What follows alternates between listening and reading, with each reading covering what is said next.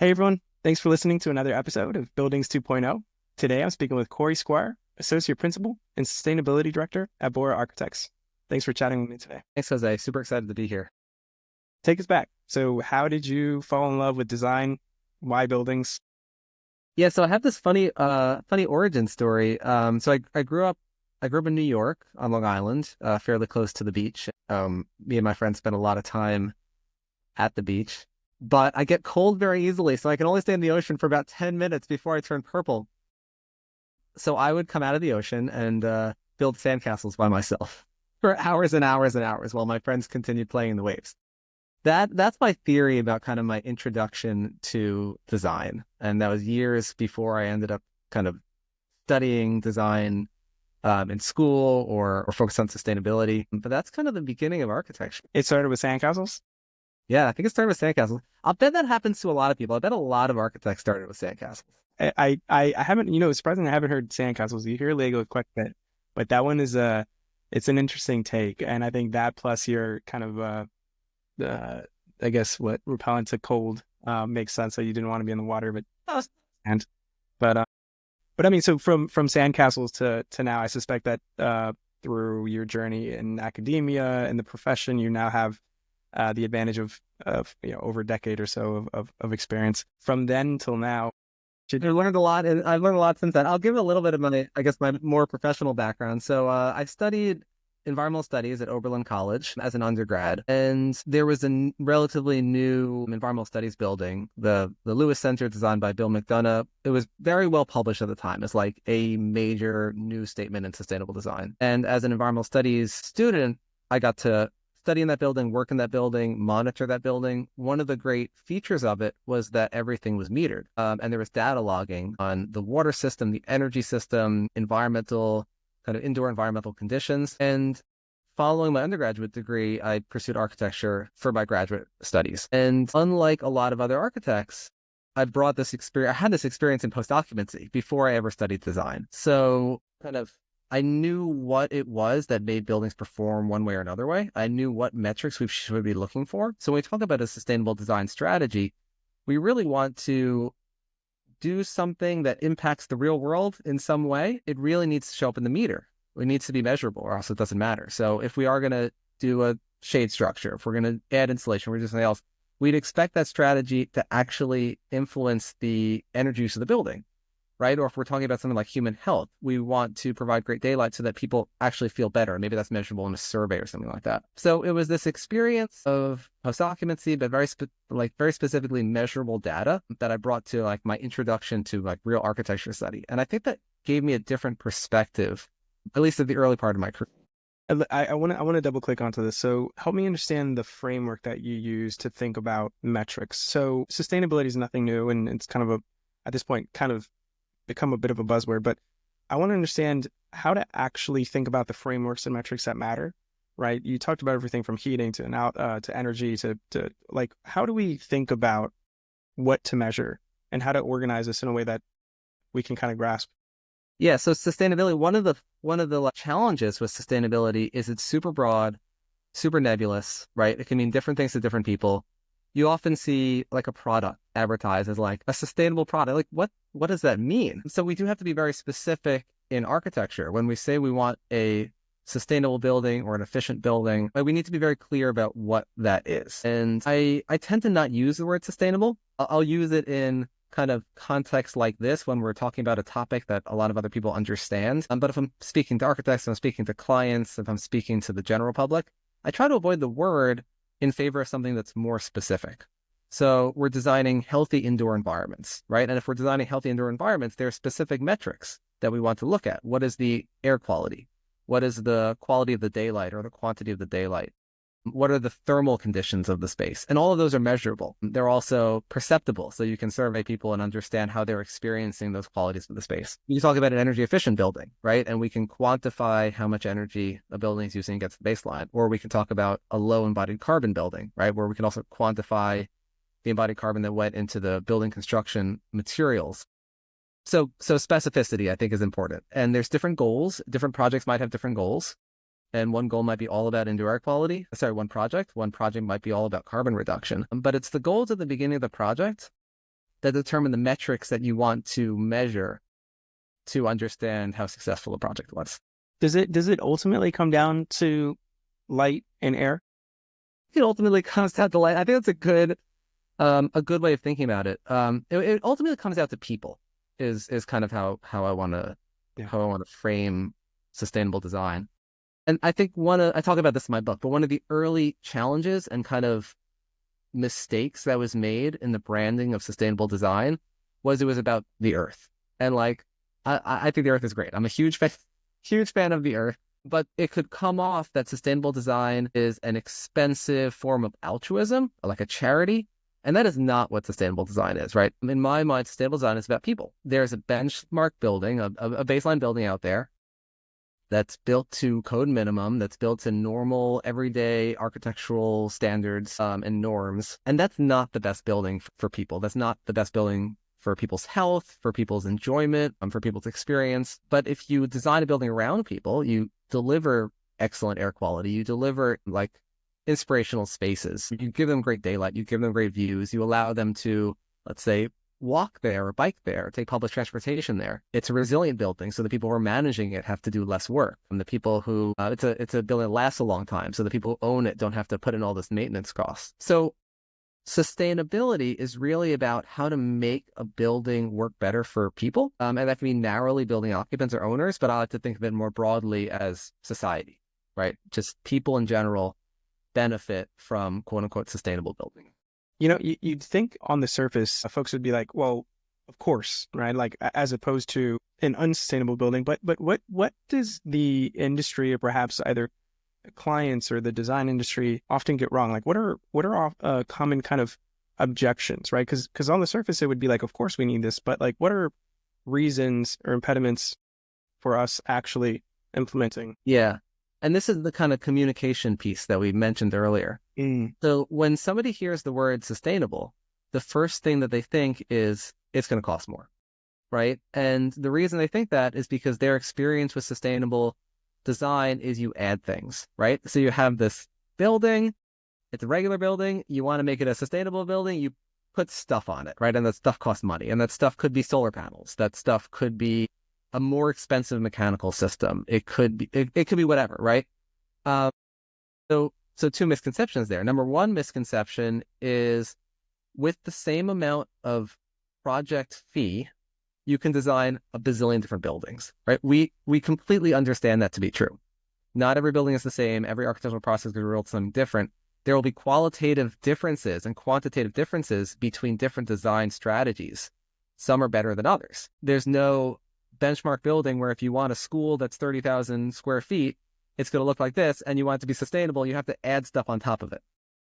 So I think solar panels are one of the things that first come to mind. And I think solar panels are great, right? Buildings should have solar panels, generate their own energy, but it's also not necessary that every building has solar panels. And solar panels are an example of something that you need to purchase in addition to the building, right? But let's talk about window wall ratio or orientation.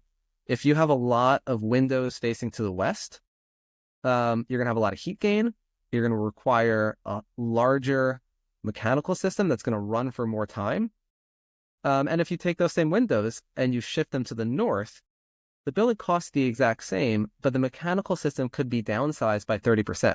That's not investing upfront funds for long-term savings. That's saving money upfront and then saving money on an ongoing operational basis. So the misconception is that sustainability, better health, resilience costs more. But I would say that when these things become a design priority, we can achieve those outcomes with the same program, with the same fee, with the same budget through better design. Right.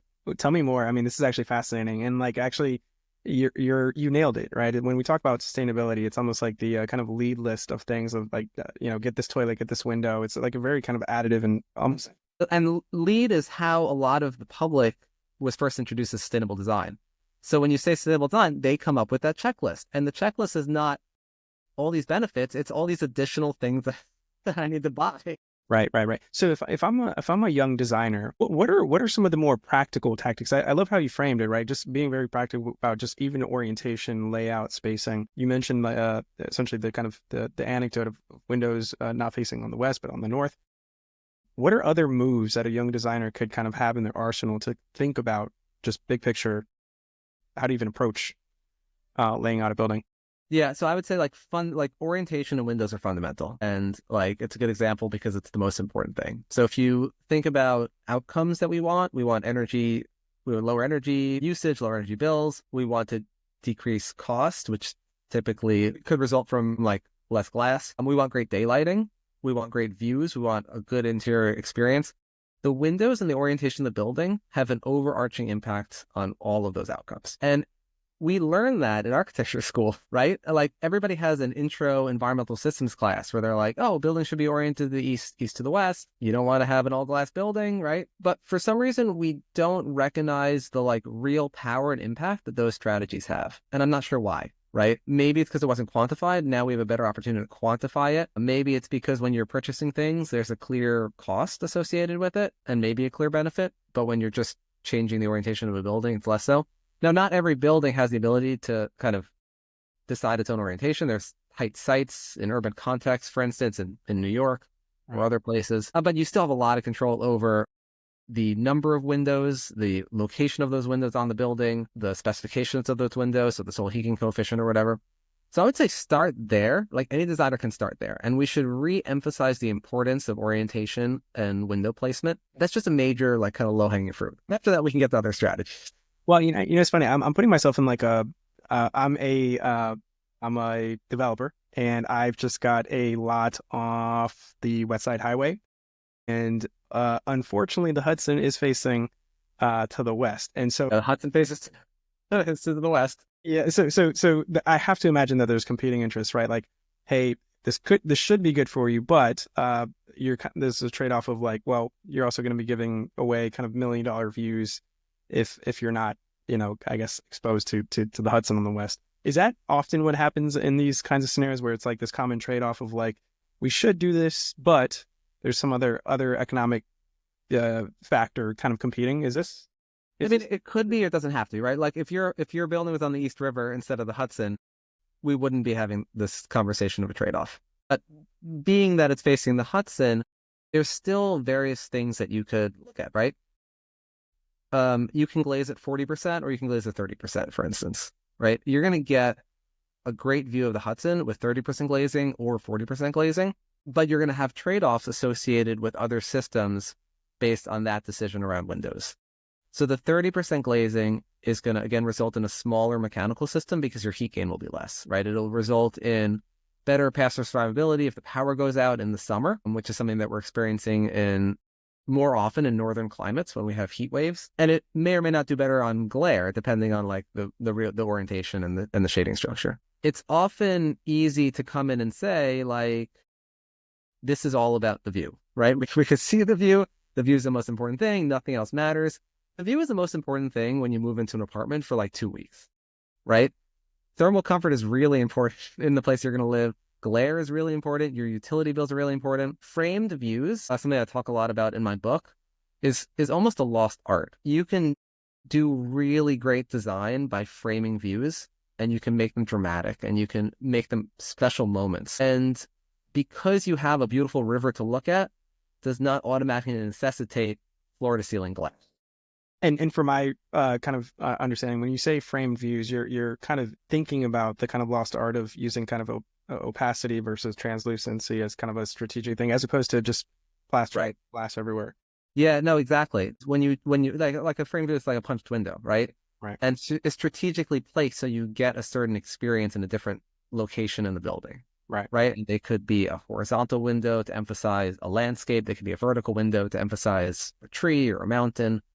But it's more interesting to occupy those spaces because you have a different experience in different locations within the space, right? As opposed to the kind of the wall of glass where it is what it is. And again, it's dramatic for a week, but people tend to not appreciate that in the long run. To shift gears a little bit from kind of greenfield to brownfield, there's a lot of buildings, and just to kind of stay on the kind of the New York centric conversation, do you think that we're moving fast enough to actually replace and improve our existing stock of buildings? I mean, I think that often we end up unnecessarily building on greenfields. So renovating, updating existing buildings is incredibly important. And the building stock is often really high quality, especially if it's kind of pre-war, where we have a lot of these qualities that I'm describing, like appropriate orientation, appropriate window wall ratio. Right. And these are some of the best buildings out there. And updating them with modern technology like heat pumps in exchange for a gas boiler, which they might have right now, you get a great building, kind of the bones of a great building with the modern technology. It's good. Now, it's challenging, right? Renovating existing buildings is often more challenging. It's often more expensive than new construction. And there's an art to it, right? And not everyone specializes in it. Not everyone appreciates like the design opportunities there or has the skill set to do it. Though over time, recently, architects are increasingly working on renovated buildings. There was a stat from the AIA, which was like, I think it was last year, like 30% of architecture fees were coming from renovation, and that number is increasing every year. At some point in the not too distant future, over 50% of revenue brought in by architecture firms will be based on existing buildings rather than new buildings. A lot of relevancy for 3D scanning and model building. Yeah. But it's really important from a kind of a urban fabric standpoint, kind of maintaining historic environments from an embodied carbon standpoint, and from a density transportation standpoint, right? A lot of new buildings end up being a lot in much less dense environments than existing buildings. Yeah, yeah. I mean, I asked because I mean, this is what keeps me up at night is that I think this first started with out of necessity as a young kind of entrepreneur in the city, starting off. Landing a big commission in New York City is likely not going to happen from like a 3-person startup. It's likely going to be landed by Bora Architects, the Genslers, SOMs, etc. And so out of necessity, I kind of had to start thinking about, well, the existing stock. But when you kind of further dive in, I mean, there's over 1 million buildings in New York alone, compared with certainly not 1 million available buildings in Manhattan. So I think intuitively it feels right that there's going to be a kind of a shift towards existing brownfield buildings. But then I kind of reverse engineer some of the math, right, about how do we decarbonize these buildings at, at a rate that, from now to 25 years from now, we could actually do something about it. Once we start kind of slicing and dicing against the clock, I mean, we're talking about just in New York, improving buildings at a rate that just simply has not been seen before. That assumes that we just hit pause on all construction from now to 25 years from now, which is obviously not going to be the case. I wonder, are we even moving fast enough? You mentioned things like heat pumps and other things, but what would need to be true in order for us to begin kind of retrofitting existing buildings at a rate and scale that would actually make a dent? Yeah, I mean, I think there's a lot of value in doing this. I agree with you that we're not renovating or even building new good buildings fast enough, right? Over on the West Coast, we have housing shortages on most of the West Coast cities. There's a lot of kind of zoning issues that prevent new construction. There's a lot of kind of review, permitting issues that prevent renovation or new buildings. I would love to see the government become more invested in this, both in building in general, like from the perspective of these West Coast cities, just building more housing quickly, quality housing, right? But limiting the ability of kind of just neighborhoods or communities to hold up the process of building necessary housing. And I would love to see incentives for renovation as opposed to new construction. We have an urban growth boundary in Portland, which means that there's an area around the city where we can't develop into new buildings, right? We can't build greenfield, which I think is great. That kind of policy encourages density in the core and locations of the inner city. But I think a lot of this is policy. I think it's often easier to just find a greenfield, build a new building, than do a renovation. And there's so much public value in renovation work that I would love to see policies that kind of take some of the risk out of it and encourage that kind of development. Yeah. Yeah. In your day-to-day, what do you find, what are you using? Right. I often bring up this kind of Picasso quote where if you talk to art critics, they're talking about philosophy and meaning. If you talk to artists, they're talking about like where to find the cheapest paint. Talk to me about talk to me about like your day to day. What are you using in your design process? You're using ChatGPT or using Revit or using energy analysis. What are the tools kind of in front of you that you're often using these days? So, I mean, we use a variety of tools, all right? And if we want to jump into like simulation tools, we do use Revit. We use Tally for embodied carbon analysis. We use things like Grasshopper, Climate Studio for energy and daylight analysis. But I don't like an over-reliance on tools. I get concerned that people will just kind of jump straight to the software and skip the critical thinking, which I think is most important. The way that I organize the kind of sustainability program at Bora is through this concept of best practices. And a lot of best practices are fairly simple and straightforward. We talked about orientation, we talked about glazing, but that could extend to what are best practices around classroom layout? What are best practices around kind of ventilation rates for different spaces? What are best practices around insulation value or air tightness? We don't have to simulate all these things, because if we depend on our kind of knowledge and research and experience from one project to the next, we can very quickly get to good outcomes and then just move on, right? And focus on the more creative aspects of design. And then we'll apply the simulations at the end to fine tune. But we're only going to apply simulations to a really good building, right? We don't expect the simulations to create a good building. We expect our best practices, our design skills, our intuition, which has been informed by evidence and experience, to create a good building, and then we can fine tune it or improve it with some of the simulation tools. So less tools, more conversation, more research, more design, but Yep. very clear about the outcomes we want to achieve from the beginning. On those best practices, and you alluded earlier about it ultimately does boil down to people. I want to open up a kind of a can of worms. You talked about ultimately folks need to be happy in these spaces. Depending on who you ask, that's a nebulous way of kind of describing how folks need to be. What are the moves, techniques that ultimately drive happiness within a space? No, it's a good question. It's like, what do people want? And I think a lot of this is like biologically driven. Think that kind of we as a species evolved in a certain environment. We tend to be comforted and fear and experience fear or uncertainty at similar things. So there's this classic idea of like prospect and refuge, where if you kind of have your back against something solid and you can see broadly in front of you, you're going to feel more secure. So for example, if you walk into a restaurant, you're less likely to take the seat where everybody's behind you and more likely to take the seat against the wall where you can see the entire restaurant. You'll just feel more comfortable that way. Right. And that's not like a personal preference or a cultural preference. That's just like innate human evolution resulted in this. And the theory that comes from like the savannah, where our species kind of evolved, and that there are a few trees spotting grasslands, and if you're next to one of the trees, you're going to be more protected than if you're out in the open when predators could get to you. So that's just one example, but you can draw similar conclusions to things like daylighting. We know innately what great daylight quality is. We like being outside. We like being in open spaces, in evenly daylit spaces where we can see. So there's, and then we talk about like something like acoustics, right?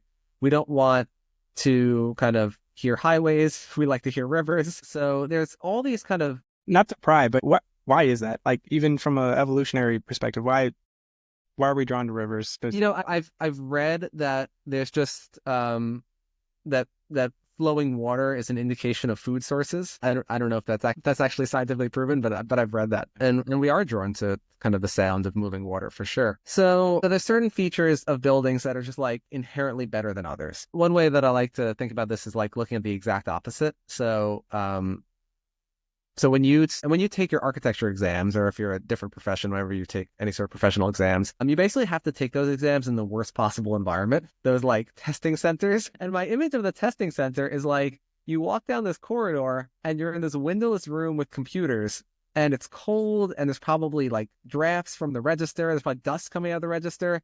It's humming from all these computers. There's probably a two-way mirror where someone's looking at you. It's like the most stressful environment possible, right? And so we know how to make stressful environments. We also know how to make pleasant environments. And those are like these kind of inherent indoor environmental qualities that people want. And then in addition to this, there's like, how do you design spaces that build community, right? How do you design spaces that keep people active so that they're healthy? How do you design spaces that are like broadly accessible to as many people as possible? So a lot of these are best practices again. A lot of these we can study and quantify. Now, creating the most amazing space in the world is not going to guarantee that a person's going to be happy, but I can guarantee that nobody's going to be happy spending their life in Prometric, right? The testing center. Yeah. Wouldn't be a technology podcast if I didn't ask, but AI, is it at all infiltrating at least the way that you think about deploying best practices, analyzing? I'm curious if it's kind of made its way into your work. We've experimented with AI in a few different areas. It's pretty bad from our perspective of like image generation, just because it doesn't have the context to do anything meaningful. Like you can create cool forms out of it, but we're not interested in cool forms. We're interested in things that work. One area where we have had success with AI is through an intranet, and we basically store our best practices on this intranet. And the goal of a best practice is like everybody can have this information that results in good outcomes at their fingertips. And we have an AI feature on our intranet. So we filled this platform with all of our information, and then we can use AI to search it and pull information back. So it's not AI on the internet that pulls for everything in the world. It's AI that pulls specifically from vetted information that we've already kind of built and applied. Right. I'm speculating here, but let's assume that you manage to document a series of best practices, call it 10, call it 100 rules.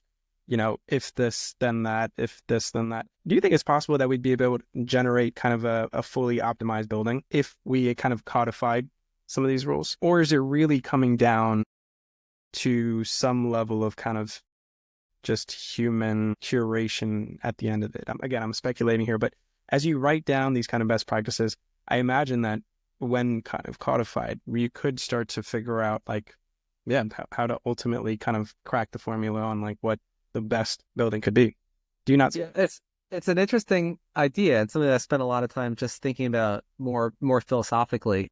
There's always going to be context. So as much as I love the heuristics, like if this, then like if X do Y, and I think that solves a majority of our problems, we always have to respond to context. And context is going to be different based on the site, based on the community, based on the climate, based on the users.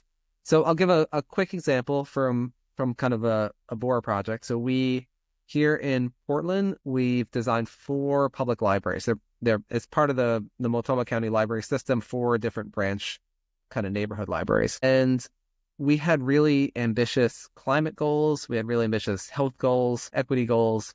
And we basically used these heuristics, and we said our window wall ratio is going to be X, our structure is going to be mass timber, our kind of filtration system is going to be at this level to filter out smoke particles from the wildfires we experience sometimes. We want this building to kind of thrive during a heat wave and support the community.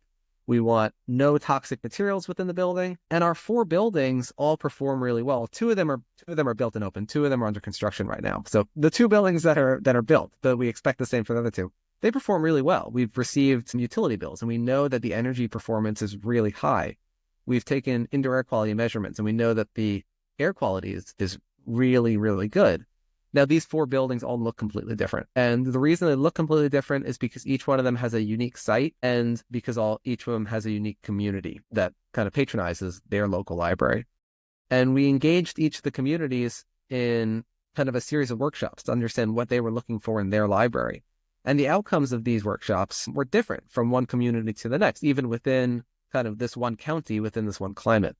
So for me, this is a really great example because we use the best practices to get all the good outcomes, but it's not formulaic at all. The buildings all look super, super unique, and they're all kind of embraced as a manifestation of their individual communities. What I appreciate about your approach, and I think your perspective, is that amidst all of the evolution in our tooling, whether we're talking about AI or whatever kind of energy analysis or modeling program we use, at the end of the day, there is some kind of first principle or like foundational things that make a great building, whether it was 100 years ago or now or 100 years from today. I don't like to kind of ask you to be the prophet, but in 20 years from now, are we going to do better, or are we still going to be kind of grappling with the same questions we're grappling with today about what makes a sustainable building?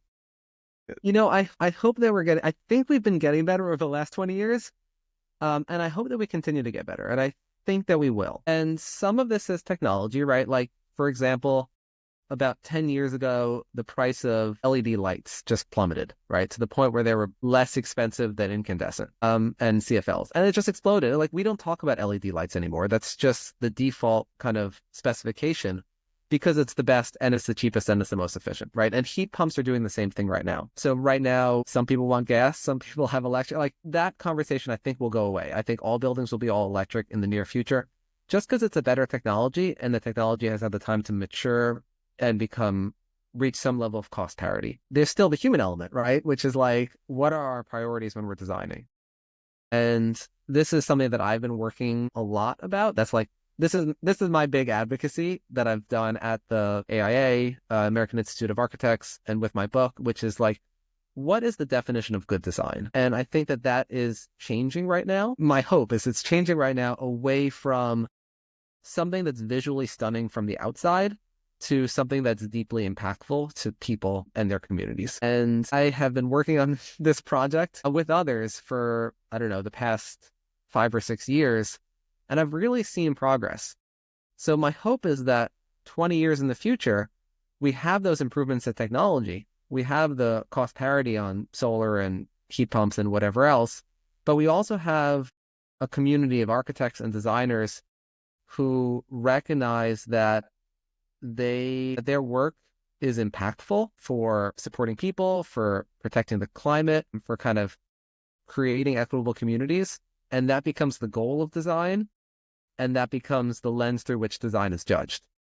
So my hope is that 20 years from now, like stunning glass towers will not only not receive design awards, but will just seem gaudy, right? The vibe will be off. People will just like roll their eyes at them because it's just so inappropriate. And we're still, and 10 years ago, like glass towers are winning all the design awards. And we're in this transitional period around kind of priorities and values around design right now. And I think it'll continue to move in the right direction. It's such a refreshing perspective, and I've had way too much fun